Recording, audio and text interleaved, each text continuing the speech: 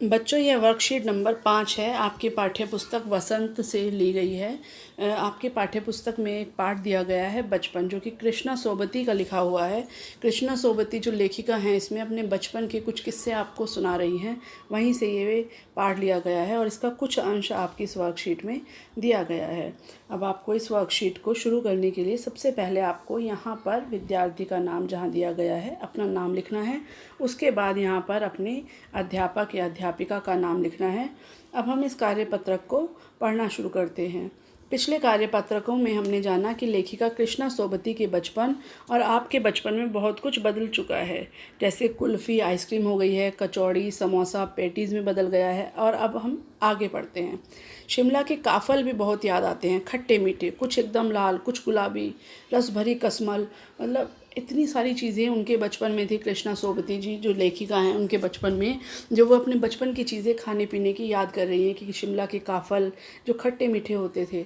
एक फल का नाम है काफ़ल, कुछ लाल कुछ गुलाबी, रस भरी कसमल, सोच खरी मुँह में पानी भर आए।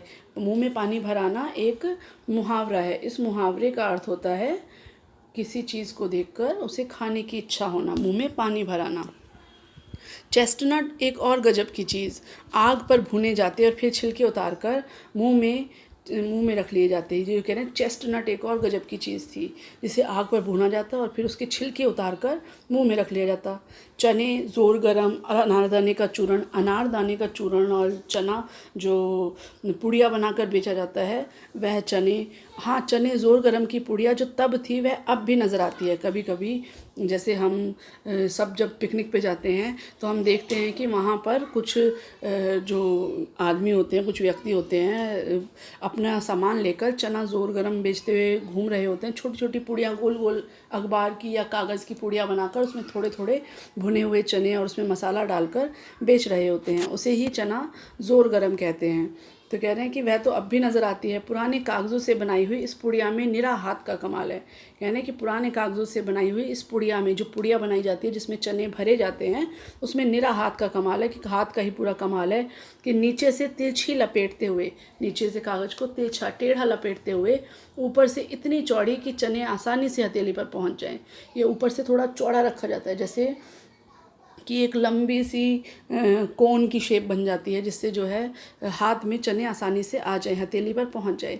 एक वक्त था जब फिल्म का गाना चना ज़ोर गरम बाबू मैं लाया मज़ेदार चना ज़ोर गरम उन दिनों स्कूल के हर बच्चे को आता था। आपने भी सुना होगा। अगर नहीं सुना तो आज अपने मम्मी पापा से पूछना, वो आपको बताएंगे कि एक ऐसा गाना भी एक किसी फिल्म में था। कुछ बच्चे पुड़िया पर तेज़ मसाला बुरकवाते। बुरकवाते शब्द का क्या अर्थ होता है? यानी कि छिड़कवाते, कि बहुत तेज़ मसाला तीखा। जिन बच्चों को तीखा पसंद था, चटपटा पसंद था, वो तेज़ मसाला बुरकवाते। पूरा गिरजा मैदान घूमने तक ये पुड़िया चलती। कि जो शिमला का गिरजा मैदान था, जहाँ पर चर्च था, गिरजाघर था, उस गिरजा मैदान में पूरा घूमने तक वह एक पुड़िया चल जाती। एक एक चना पापड़ी मुंह में डालने और कदम उठाने में एक खास ही लय रफ्तार थी।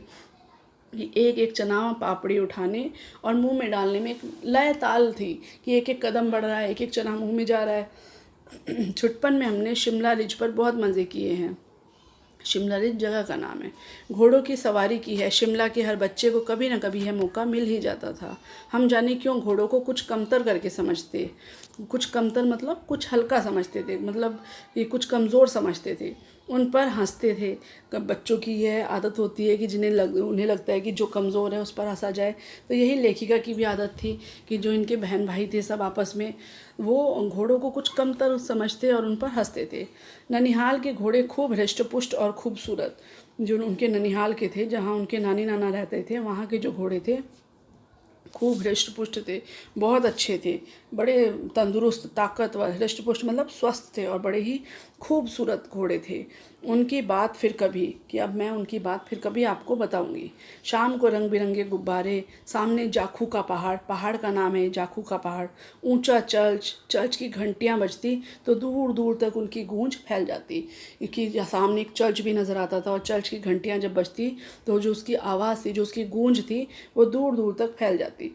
लगता है इसके संगीत से प्रभु यीशु स्वयं कुछ कह रहे हैं। ऐसा प्रतीत होता है जो चर्च की घंटियां हमें सुनाई दे रही हैं, उससे प्रभु यीशु स्वयं कोई बात कह रहे हैं, खुद ही कोई बात कह रहे हैं।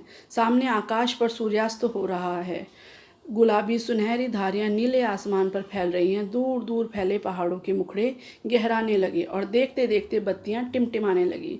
रिज पर की रौनक और माल की दुकानों की चमक के भी क्या कहने। आगे लेखिका याद करते हुए कहती हैं कि सामने जो है आकाश पर सूर्यास्त हो रहा है। सूर्यास्त मतलब सूर्य डूब रहा है, शाम हो गई है। गुलाबी सुनहरी धारियां नीले आसमान पर फैली हुई हैं, यानी जो सूर्य की किरणें हैं वो आसमान में फैली हुई हैं। दूर दूर तक पहाड़ों के मुखड़े गहराने लगे, यानी अंधेरा छाने लगा तो वो गहराने लगे, काले होने लगे, दिखने कम होने लगे। और देखते देखते बत्तियां टिमटिमाने लगी, यानी जगह जगह बत्तियां, लाइट, बल्ब जलने लगे। रिज पर की रौनक और माल की दुकानों की चमक के भी क्या कहने, कि जो उस जगह की रौनक थी और जो मॉल थे वहाँ पे, उनकी जो दुकानें थी, उस चमक के भी क्या कहने। स्कैंडल पॉइंट की भीड़ से उभरता कोलाहल, और जो स्कैंडल पॉइंट जगह है वहाँ पे जो भीड़ लगी रहती थी, जो शाम के समय सूर्यास्त देखने वाले लोग आते थे, उनकी भीड़ से जो उभरता कोलाहल होता था। कोलाहल शब्द का अर्थ होता है शोर होना, अत्यधिक शोर होना। कोलाहल अत्यधिक शोर होना। तो ये एक अंश आपको दिया गया है। अगले कार्यपत्रक में इसका अगला अंश आएगा। तो अब हम इस अंश के प्रश्न उत्तर देखते हैं। पहला प्रश्न, लेखिका के बचपन में स्कूल के हर बच्चे को फिल्म का कौन सा गाना आता था। कौन सा गाना यहाँ पर हमें बताया गया था, ये वाला हमें गाना बताया गया था, चना ज़ोर गरम में लाया बाबू मज़ेदार चना ज़ोर गरम। तो ये वाला आपने इसमें के उत्तर में लिखना है। शिमला में लेखिका ने बचपन में कौन कौन से मज़े किए थे। कौन कौन से मज़े किए थे। उन्हें काफ़ल बहुत याद आते हैं, लाल गुलाबी रसभरी कसमल, चना ज़ोर गरम, अनारदाने का चूर्ण, चेस्टनट। इसके अलावा वो जो तीन पुड़िया बनी होती थी, नीचे से तिरछी लपेटते हुए, ऊपर से चौड़ी पुड़िया। उसके बाद इन्हें याद आता है छुटपन में शिमला के रिज पर बहुत मज़े किए, घोड़ों की सवारी की, और घोड़ों का जो है कमतर समझे, उन पर हंसते थे। उन्हें लगता था कि जो ननिहाल के घोड़े हैं बड़े हृष्ट पुष्ट थे। ये सारे मज़े लेखिका ने शिमला में किए। हमारे देश में तरह तरह के भोजन प्रचलित हैं। अपने मित्र, भाई बहन या माता पिता से बातचीत करके किन्हीं 10 भोजन के नाम लिखिए। हमारे देश में अलग अलग प्रदेशों के अलग अलग भोजन प्रचलित हैं। अब आपको क्या करना है, अपने मित्रों से जो दूसरे प्रदेशों से हैं, अपने भाई बहनों से बात करिए जिनको इस बारे में जानकारी है, या अपने माता पिता से पूछिए, तो वो आपको अलग अलग व्यंजनों के नाम बताएंगे। तो किन्हीं 10 व्यंजनों के नाम लिखिए। जैसे कि राजस्थान में दाल बाटी चूरमा प्रसिद्ध है। इधर हम दक्षिण भारत की तरफ चले जाएं तो सांभर इडली बहुत प्रसिद्ध है। दूसरी तरफ गुजरात में चले जाएं तो ढोकला प्रसिद्ध है। इस तरह से आपको 10 व्यंजनों के नाम लिखने हैं, 10 भोजन के नाम लिखने हैं। चौथा प्रश्न है, पाठ में कागज़ की पुड़िया बनाने का तरीका बताया गया है। पुराने कागज़ से ऐसी ही एक पुड़िया बनाओ। इस पुड़िया में आप क्या क्या रख सकते हैं, सोच कर लिखिए।